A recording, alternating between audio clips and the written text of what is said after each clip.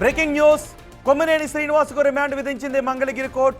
అయితే రిమాండ్ విధిస్తూ ఆదేశాలు వెలువడగానే తనకి జైలులో బెడ్ ప్రొవైడ్ చేయాలని జడ్జిని కోరారు కొమ్మినేని. తనకు 70 సంవత్సరాల వయసని, అనారోగ్య సమస్యలు కూడా ఉన్నాయని కొమ్మినేని న్యాయమూర్తికి తెలియజేశారు. దీంతో జైలు నిబంధనల ప్రకారం అందరికీ బెడ్ ఇస్తే మీకు కూడా ఇస్తామని జడ్జి తెలిపారు.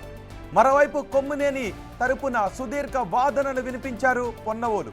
కానీ ఆ వాదనలతో తను సంతృప్తి చెందలేదన్నారు జడ్జ్. కానీ కొమ్మినేనిపై పోలీసులు నమోదు చేసిన SC/ST సెక్షన్లు మాత్రం తొలగించారు. అంతేకాదు ఈ సెక్షన్లు నమోదు చేసిన DSP, CIలకు మెమో జారీ చేయాలని జడ్జి ఆదేశాలు కూడా జారీ చేశారు.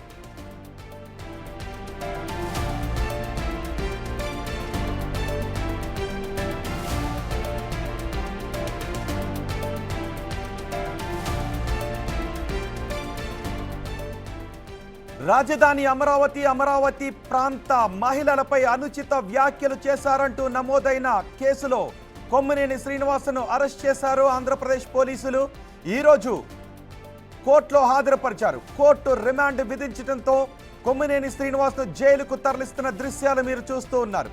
అయితే కొమ్మినేని శ్రీనివాస్ కోర్టు హాల్లో న్యాయమూర్తి ముందు కొన్ని విజ్ఞప్తులు చేశారు. తనకు 70 సంవత్సరాల పైబడిన వయసు ఉందని, అనారోగ్య సమస్యలు కూడా ఉన్నాయని, తను బెడ్ మీదే పడుకోగలను అని, తనకి జైల్లో బెడ్ ప్రొవైడ్ చేయాలి అని కోరారు. అయితే జైలు మాన్యువల్ ప్రకారం అందరికీ బెడ్ ప్రొవైడ్ చేస్తే మీకు కూడా చేస్తారు, జైలు నిబంధనల ప్రకారమే మీకు కూడా జైల్లో ట్రీట్మెంట్ ఉంటుంది అనే విషయాన్ని తెలియజేశారు. కొమ్మినేని శ్రీనివాస్ని జైలుకు తరలిస్తున్న దృశ్యాలు కూడా మీరు బిగ్ టీవీ స్క్రీన్ పైన చూడొచ్చు.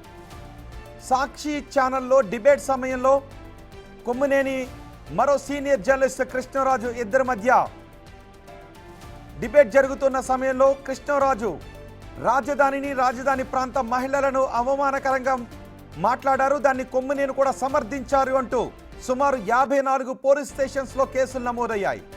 కొమ్మినేనిని నిన్న హైదరాబాద్లో అరెస్ట్ చేసిన ఆంధ్రప్రదేశ్ పోలీసులు ఈరోజు కోర్టులో ప్రొడ్యూస్ చేశారు. అయితే SC/ST అట్రాసిటీ సెక్షన్లు మాత్రం తొలగించారు. మిగిలిన కేసులో కొమ్మినేనిని రిమాండ్ విధించడంతో జైలుకు తరలిస్తున్నారు.